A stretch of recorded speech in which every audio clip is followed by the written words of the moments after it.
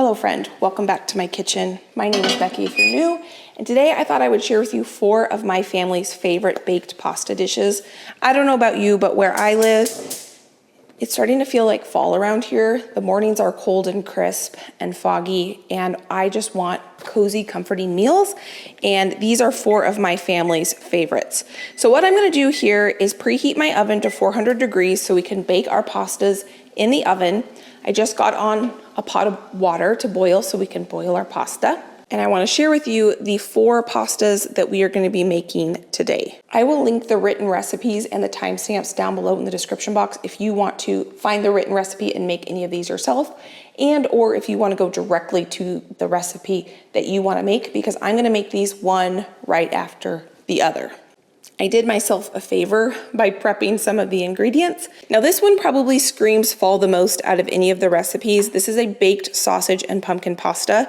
The first time I heard of a pumpkin pasta, I was not sure about it, but let me tell you, it is delicious and savory and comforting and perfect for this time of year. The next recipe is probably Josh's favorite recipe. This is a baked rigatoni. It's almost like a easy version of lasagna. It is so delicious though, and it is a fraction of the time to make this versus regular lasagna. And we're gonna use this year's marinara sauce for the first time, and I'm really excited about that. This is also a very cozy, delicious, savory dinner, and this is a classic chicken tetrazzini. And then last but certainly not least, we are gonna make a delicious, cozy, and comforting baked macaroni and cheese. So I'm gonna pop most of these ingredients back in the fridge, and we are gonna start with making our pumpkin pasta since I have that right here. All of these recipes that I'm making, you can double and they freeze really well.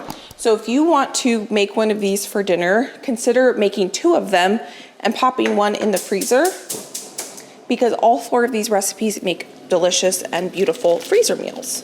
So the first thing I'm gonna do for this pumpkin pasta is brown 1 pound of Italian sausage. I'm not gonna add any oil to this pan because I think there'll be enough in the actual sausage itself. I have this on high. I'm gonna break it up a little bit, and while this is cooking, I'm gonna go ahead and dice my onions. And I can see my water is already boiling. So what I should do really quickly is season my water and add my pasta. You can use whatever kind of pasta you like, but Josh and I really like rigatoni, so that's what I'm gonna add. And we're gonna cook this about 2 minutes less than what the box says. Almost any time I make a pasta dish, I will cook the pasta just a little less than it says on the package so that I can finish the pasta in the sauce and it can absorb the sauce. And especially when I make baked pastas like this, I always cook it a few minutes less just so that it can finish cooking in the oven and they don't end up getting overcooked. Because these are homegrown onions, I went ahead and I washed them just to make sure if there was any dirt on them, I got that off.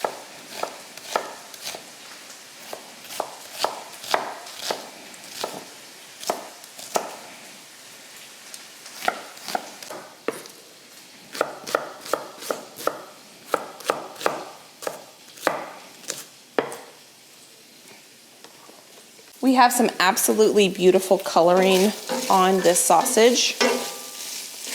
When I'm browning ground meat or sausage, I always like to look for that caramelized color, so that looks fantastic. So now what we need to do is get all those brown bits off the bottom of our pan. So I'm gonna put 1/3 of our onions in here, and we're just going to saute the onions with the sausage. I never cook the onions first. A lot of recipes will say to cook onions and then put your ground meat or sausage in there.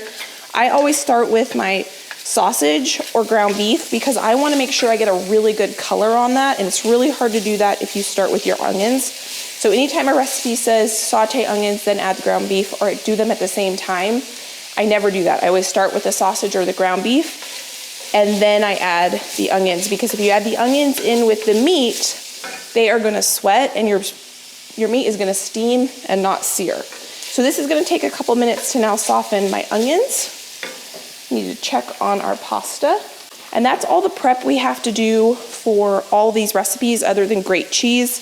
All the veggie prep is now complete. So these recipes are easy when it comes to veggie prep. I was wrong. We are going to be prepping some mushrooms for our chicken tetrazzini, but that will be really easy. If you want to save yourself a step and not even have to chop mushrooms, buy the pre-sliced ones. A lot of times when I buy mushrooms, I do give myself the gift of pre-sliced mushrooms. So here I am going to check on my noodles. I'm going to reuse this pasta water for our other recipes because it's hot and boiling. And so what I'm gonna do, and it'll help me reserve some of this water too, so if we need to thin out our sauce, we can with this pasta water. I have a bowl and a colander here, and all I'm gonna do is use my spider and take this pasta out of this water. But if you weren't making for pasta recipes, you could go ahead and just save a little bit of this pasta water and then run all this water down your drain. Now, if you have a favorite pasta baked recipe, would you share it down below? Because I am always looking for new recipes, and I would greatly appreciate that. Our onions and sausage are nice and browned now. So now I'm gonna add some of the spices to toast them in the oil. First is red pepper flake. If you don't like spice, go ahead and leave that out. Next is some oregano.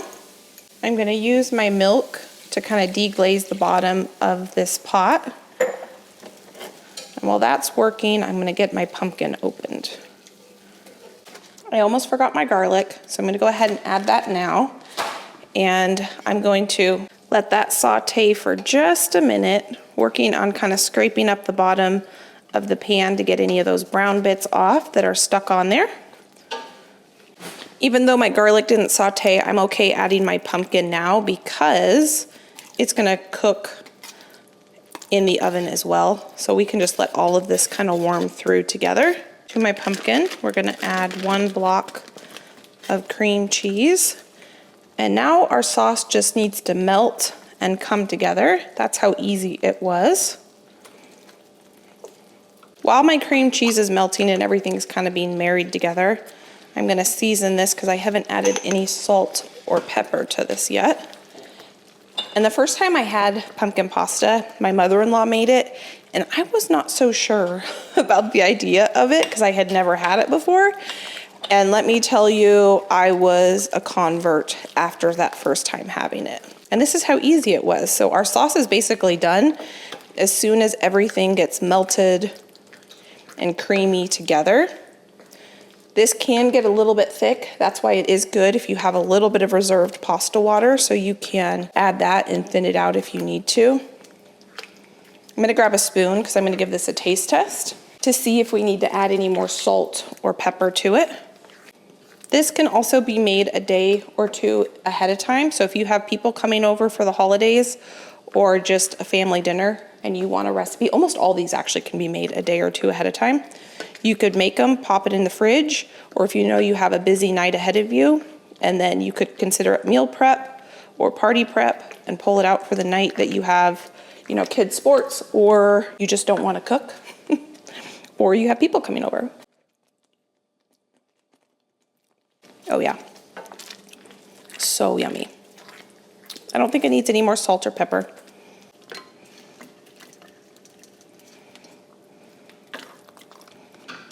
I like rigatoni for this dinner because I like the sausage and the sauce to kind of work its way into the tube.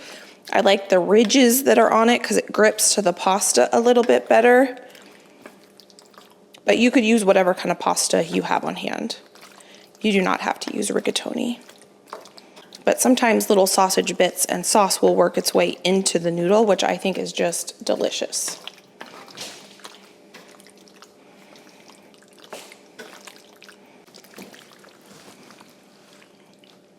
Now, if you wanted to save yourself a dish, go ahead and bake your pasta in the dish you made your sauce and your noodles in. But I'm gonna use that pot for some of the other recipes we're gonna be making.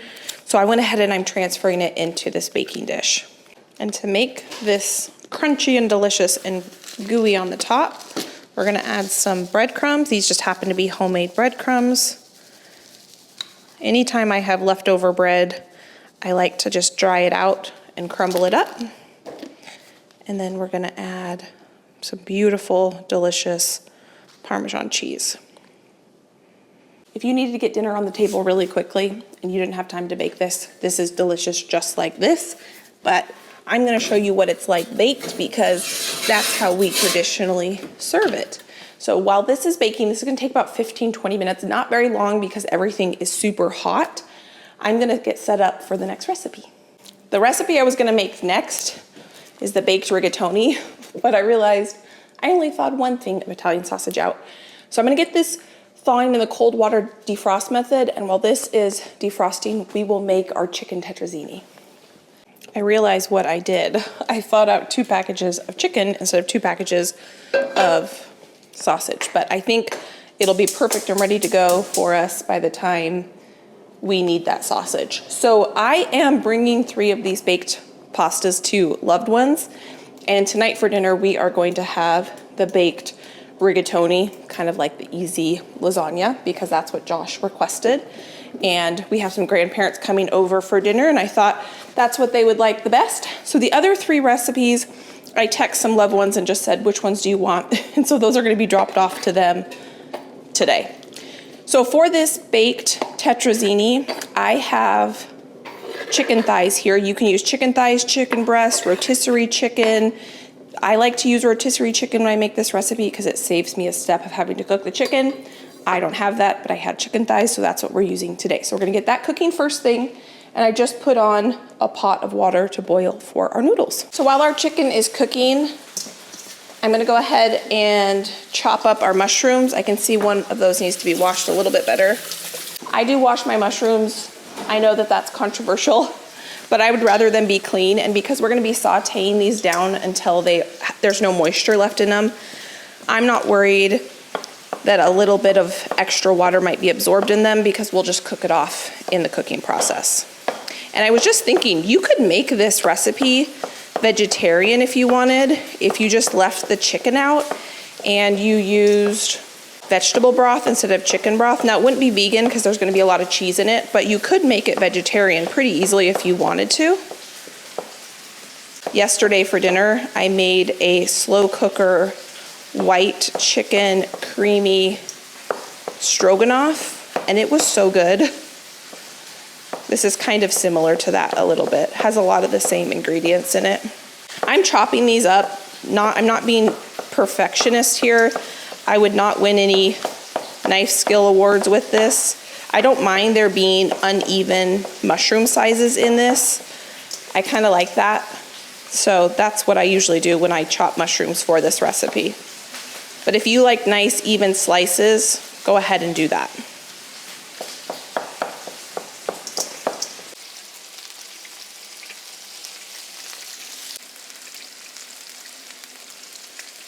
So now we are officially done with the veggie prep. So I'm gonna set this here.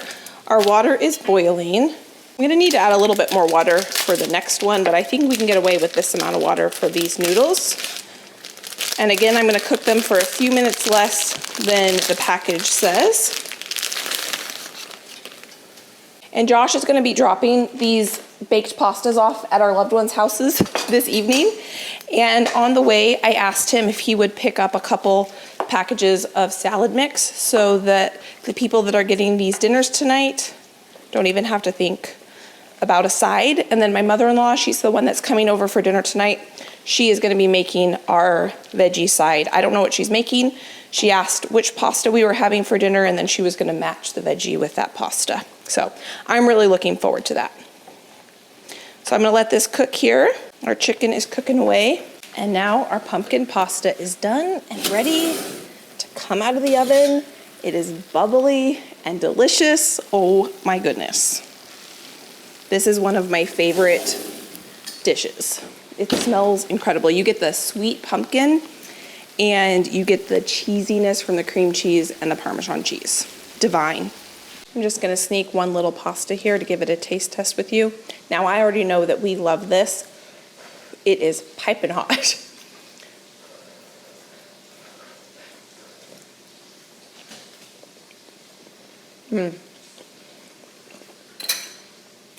garlicky, creamy, cheesy, savory with the pork. You can use sweet Italian sausage or spicy, however you like it. Make it, and your family, I think, will enjoy it. So my chicken is done. It's got some beautiful color to it. So I'm gonna go ahead and take it out of this pot because I don't want my chicken to get overcooked.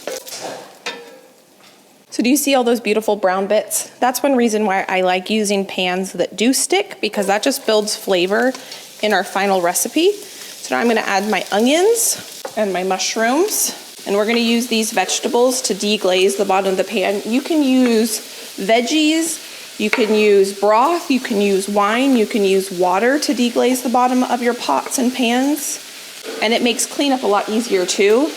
So one of the downsides of using pans that stick is they can sometimes be hard to clean up. But if you understand how to deglaze, even if you're not going to use those brown bits in a recipe, still deglaze your pot so that when it comes to cleaning, it'll be a whole lot easier. So I think my noodles are now done. I'm gonna add a little bit of salt to our mushrooms and onions. That's gonna help draw out the moisture, and they'll deglaze the bottom of my pan a little bit better. Now that's taking a little bit longer than I'd like. The bottom of the pan's getting a little dark. I don't want it to burn, so I just turn the heat way down, and that way it doesn't burn on me. And now I'm gonna go ahead and get these noodles out of the pot. What is your favorite kind of noodle?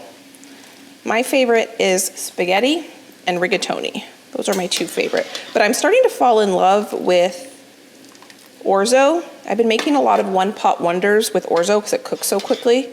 And I also have been falling in love, I don't know the name of it, ditalatelli. It's a tiny little tubed pasta that's short. It's only probably about a 1/4 inch thick. I used it for the first time making a pasta salad, and it was delicious. I'm gonna get my spider here to get the rest of these noodles out of here. And I think I'm gonna go ahead and probably just start with a fresh pot of water for the next 2 recipes.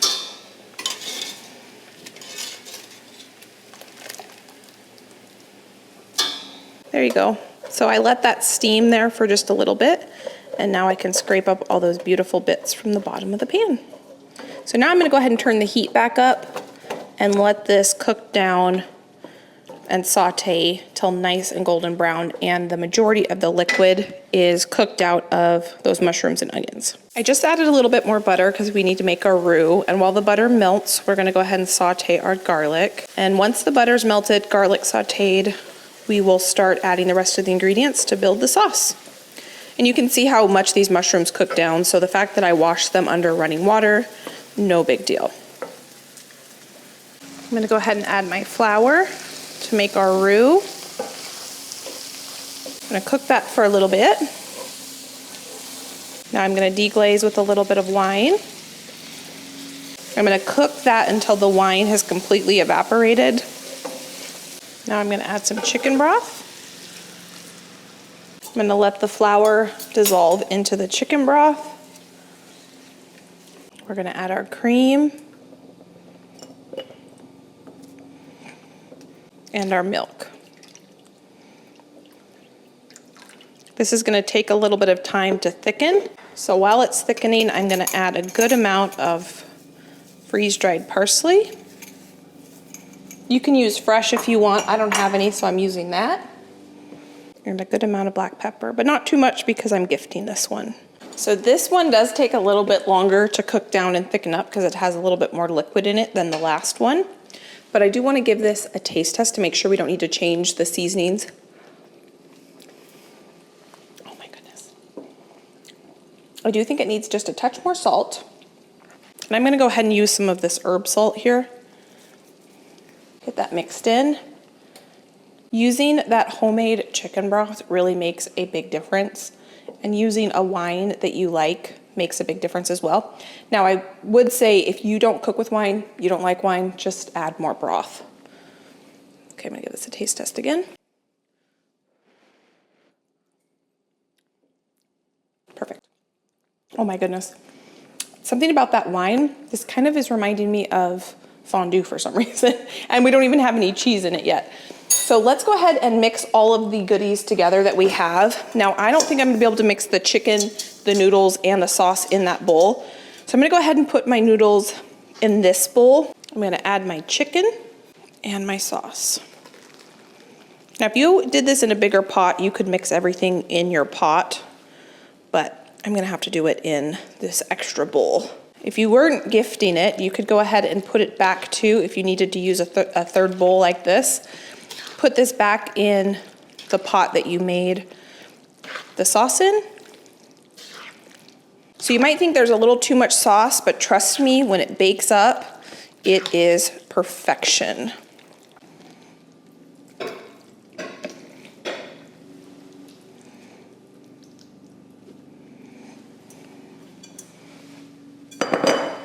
I will scrape that bowl out to get all the goodies, but I'm just going to take a second to kind of nestle this noodles and kind of evenly distribute the chicken and mushrooms. Now I'm going to top this with Parmesan cheese. I measure Parmesan with my heart and top with breadcrumbs. This was probably the most labor-intensive recipe, and you could see it was still pretty easy. The hardest part was cutting up the mushrooms and the onions and the chicken, I guess, but you could use rotisserie chicken. We're gonna pop this in the oven. This isn't gonna take very long either to bake up because everything going in there is hot, so we just want to get it nice and bubbly, get that top nice and browned. If you've never made homemade macaroni and cheese, I'm just gonna show you how easy it is. The first thing I'm gonna do is get some butter into this pot. Our water is boiling. Our sauce should come together in the amount of time it takes for our noodles to cook. This is fresh water, so I'm gonna add some salt in here. This is the best time to actually season your noodles, is while they're cooking. I didn't used to season my pasta water, and when I started doing it, trust me, it makes a big difference. So here is our pasta going in. That was 1 pound, and I'm using large elbow macaroni. That's my favorite pasta when making a homemade macaroni and cheese, but you can use, again, whatever kind of pasta you want. I already measured out my milk, and what's gonna be the hardest part of this recipe is actually grating this cheese. Now, you do not have to grate your own cheese. You could certainly buy cheese already grated. But the cool thing about when you grate your own cheese is, one, you get to choose what kind of cheese you want. And we're gonna be using some Gruyere, which is delicious. And I don't think I've ever seen Gruyere cheese pre-grated.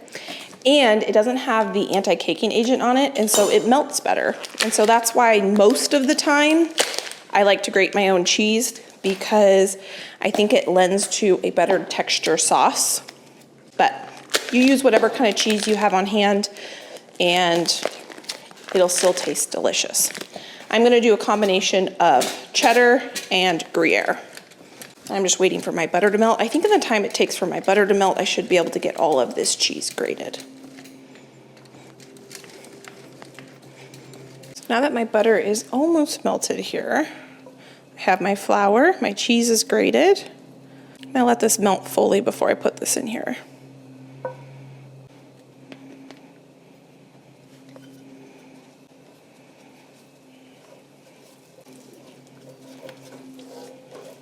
So this is now cooked the flour flavor out. So I'm gonna go ahead and add my 2 different kinds of milk. This is half and half.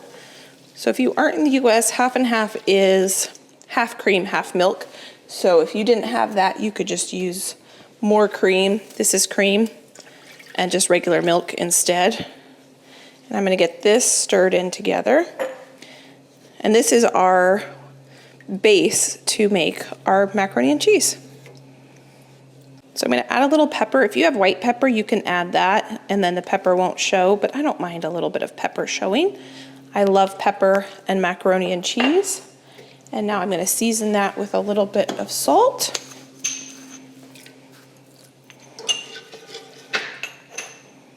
And this is gonna take just a couple minutes. I think by the time our noodles are cooked, our white sauce will be done. So this comes together so quickly. I'm excited. I found a crock pot macaroni and cheese recipe that I'm gonna attempt at some point this fall. And I've never made macaroni and cheese in the crock pot. If you guys have done that, let me know how well it works. but it looks like an intriguing recipe. I normally just make it on the stove just like this. Oh my goodness, look at that. This is our chicken tetrazzini. Yummy, yummy, yummy. My sister-in-law, who I'm dropping this off to tonight, or Josh is probably gonna drop it off to tonight, said that her husband worked from home today, so anytime this was done, she was ready for it. My friend, if you've never made this, do yourself a favor and make this. It is so good. And it makes really, really good lunches the next day. So this can be dinner and meal prep. Or if you have a family that would eat the whole thing, it'll just be a really delicious, cozy dinner. Here you can see how the sauce is thickened up nicely. That only took a couple minutes. Our noodles are still not even fully cooked yet. So I'm gonna go ahead and turn my heat off because I don't want to add my cheese to my white sauce on the heat. Now I'm gonna add my cheese. You can really get super creative with the cheeses you add. You can add more cheese, less cheese, different types of cheese. Different cheeses will do different things to the macaroni. Some cheeses have more melting ability, so you'll get a meltier, stringier cheese, macaroni and cheese. Some of them add stronger flavor because they're aged longer, so we're gonna get this stirred in. I am using white cheddar, but if you want your macaroni to be orange, definitely use an orange cheddar. So, oh yeah, look at that. Yum.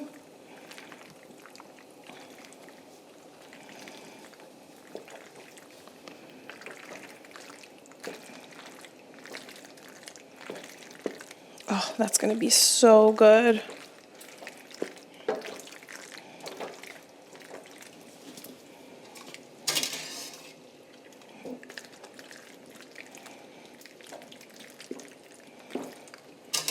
You could pop this in the oven just like this if you wanted, but I'm gonna use this pot one more time. So I am gonna transfer this macaroni into a baking dish. And if you want a crunchy topping on this, go ahead and add breadcrumbs or even Ritz crackers. I saw that as a recipe. I'm just wiping the edge of this. And I thought that sounded so good. I don't have Ritz crackers, but I thought that buttery crunchiness you get from Ritz crackers would be really good on macaroni and cheese. Now, of course, we're gonna add just a touch more cheese on the top. And I think I'm gonna give this a little bit of a taste test before we put it into the oven. You could serve it just like this. Again, if you didn't wanna go through the effort of baking this macaroni and cheese, just have a stovetop macaroni and cheese. That little bit of Gruyere cheese in there really takes this over the top. So this is gonna get bubbly and ooey and gooey. And even though we didn't put breadcrumbs on the top, it's still going to get kind of crusty on the top because we added that little extra cheese.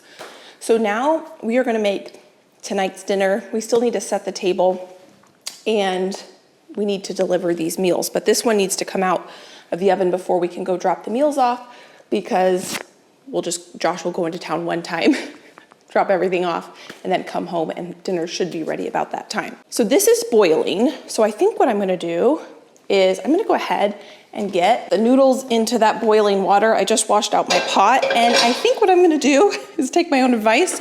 Since this is the one we're having for dinner tonight, I am going to bake our baked rigatoni right in here, but I need to cook my pasta first.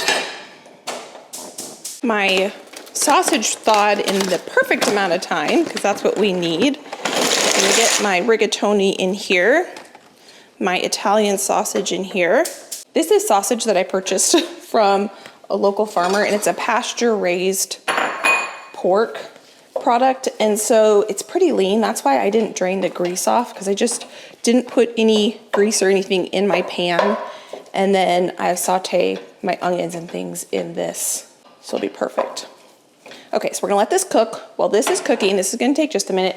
I've got a little bit of a mess to clean up, so I'm gonna clean that up since we don't need to prep any veggies, and then I will show you how we're gonna finish the sauce. So I didn't break this up as much as the other recipes because I kind of want bigger chunks of sausage in this. So my sausage is beautifully browned.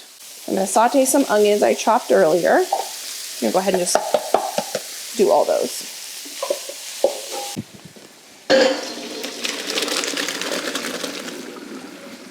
So now that my onions are nice and soft, I'm gonna add my garlic, let that saute for a minute.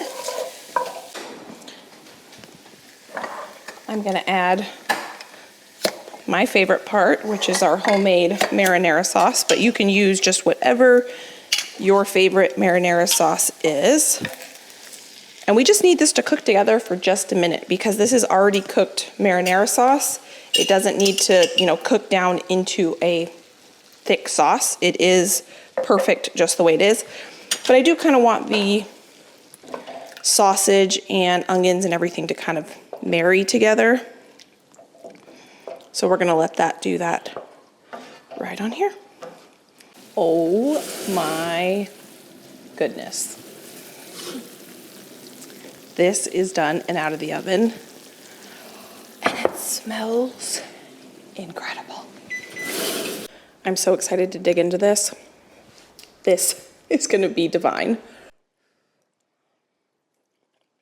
If you never made homemade baked macaroni and cheese, highly, highly recommend it. A lot of times when I make macaroni and cheese and I want to make it like an entire meal and not have to think about like doing a protein side or a veggie side, I will throw broccoli, frozen broccoli, in my baked macaroni and cheese. And I will also throw chicken in it. And then you basically make like a casserole, and cheese and broccoli and chicken and noodles all go perfectly together. I'm telling you, the little bit of Gruyere cheese we added into this is pretty phenomenal. I need to stop eating it. I haven't eaten lunch because I've been so busy working in the kitchen, and we're gonna eat dinner relatively quickly here. So I don't wanna spoil my appetite because this dish is delicious as well. But man, that macaroni and cheese is good. I haven't made baked macaroni and cheese in a while. You know what I also think is a good combination with macaroni and cheese, especially a nice rich one like that, is sweet and sour meatballs. I don't know why I love the combination of sweet and sour meatballs and macaroni and cheese. I made sweet and sour meatballs and macaroni and cheese for my sister for postpartum like 2 years ago. And just because that's what she requested, not because she necessarily wanted them together, but we ate them together and it was so good. I'm gonna have this last final bite. I'm gonna let that keep simmering away, and I'm gonna go ahead and get the table set for tonight. The side that my mother-in-law brings to go with our dinner that we had on this night was a shaved Brussels sprout Caesar salad, and it was phenomenal. I had never thought of, or seen a shaved Brussels sprout Caesar salad. I've seen Brussels sprout salads and I've made them, and they're delicious, but something about the Caesar dressing, the lemoniness with the kind of crunchiness of the Brussels sprouts was so good, and it paired so well with tonight's dinner. I want to try to recreate it at some point. So I'm gonna use this Dutch oven that we cooked our noodles in to actually mix our pasta together, because we do need to mix our pasta in with our sauce. So I'm just gonna use this pot so I don't get another pot dirty. And I'm gonna go ahead and turn the stove off, put that in there because we'll use that. And I'm gonna pour almost all of our sauce in here. I'm gonna leave a little bit just so that our pasta doesn't burn to the bottom. I'm gonna wipe the edge of that so that doesn't burn in the oven. And now what we're gonna do is mix our sauce in with our pasta. I didn't even check for seasoning because I know that the marinara sauce that I made has perfect seasoning. I am super happy with how it turned out. I want to hopefully make one more big batch before the end of the year. So now I have some ricotta here, and I'm going to just put clumps of ricotta in our pasta. I'm not going to fully mix it in, and I don't want to put it in one big clump because I want there to be kind of like little dollops of ricotta in this pasta dish. This is what kind of makes it like an easy lasagna. Just cut that ricotta into kind of pieces there. I don't want huge chunks, but I don't want it to be fully incorporated. I kind of want there to be little pockets of ricotta. So that's as much as I'm gonna mix it right there.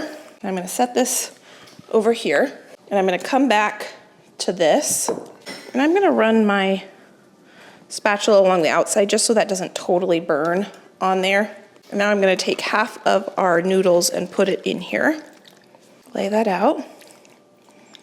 I have a big bunch of fresh basil, and I'm just gonna do a rough chop. I want pretty big pieces.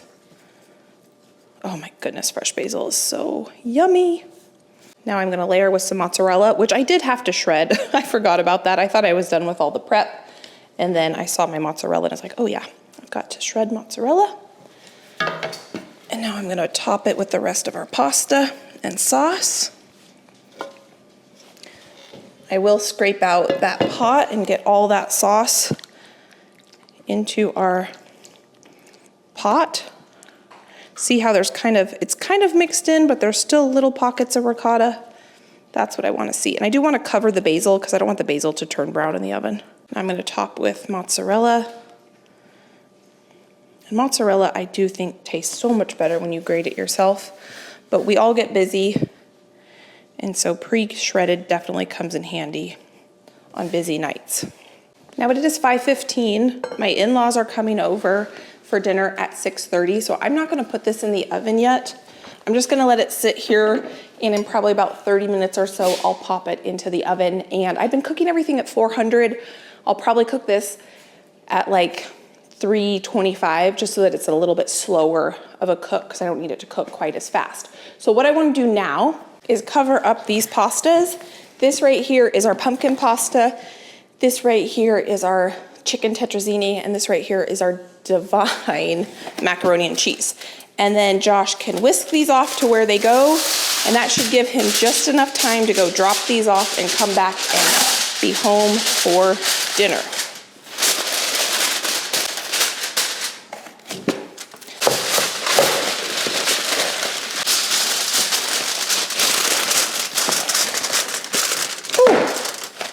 Very hot.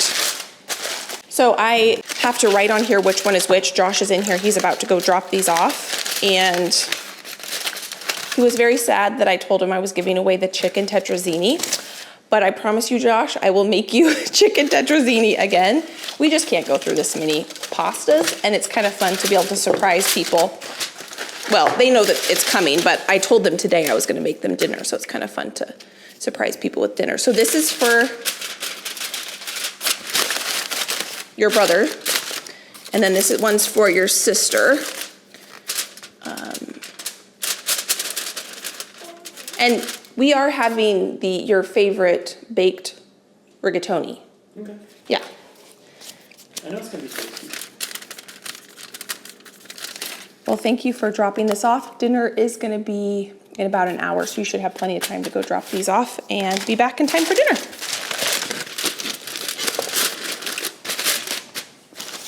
So Josh is now on his way to go drop those off. I'm gonna go ahead and turn the oven back on for this, and I'm gonna go ahead and get this in the oven so that it'll be ready when he gets here. So I have the table set, I have my dishwasher going, I have some more dishes that I need to do.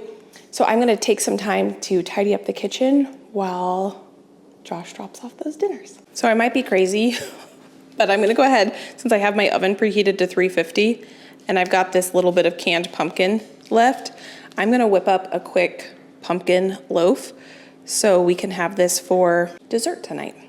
Might as well go ahead, since my kitchen already needs a little bit of a tidy up, we're gonna go ahead and get all the ingredients just directly into my KitchenAid mixer.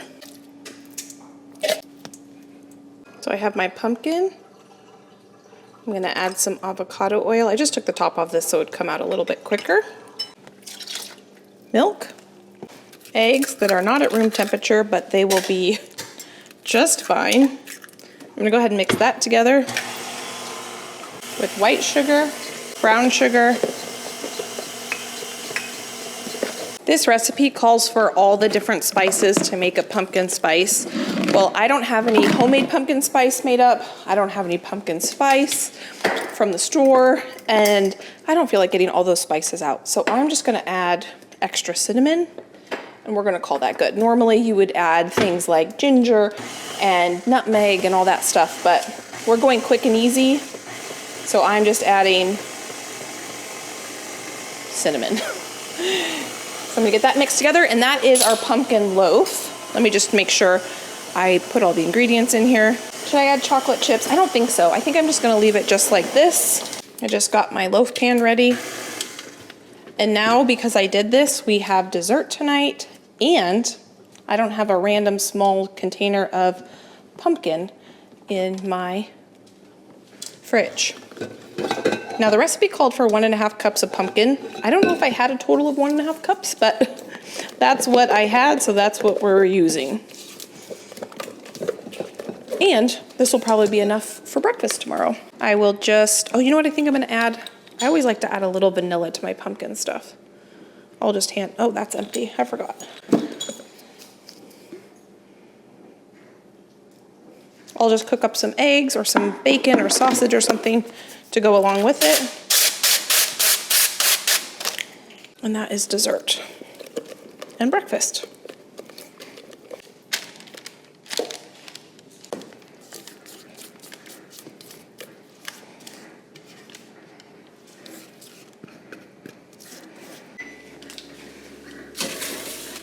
So the table is set, the candles are lit, people will be here.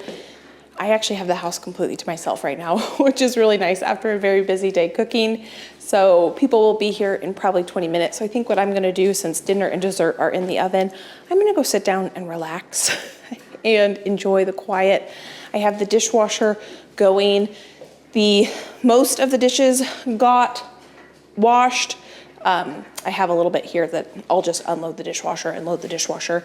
Probably tomorrow those dishes and tonight's dishes will probably just sit in the sink and they will be just fine there. So I will show you what this dinner looks like all pulled together. I want to thank you so much for being here. I know I say this a lot, but I truly mean it. I greatly appreciate every single one of you, whether you are new, returning, you all mean the world to me, and I'm just grateful that you give me the gift of time and you invite me into your home. So if you enjoyed this video, I will pop some videos here you can go enjoy between now and my next upload. You will see what this dinner looks like coming out of the oven.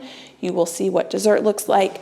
And I do not have to come up with a side. My mother-in-law is bringing a vegetable. I don't know what she's bringing, and I'm excited for that. So thank you for being here. Thank you for being you, and I can't wait to see you next time. Bye, friend.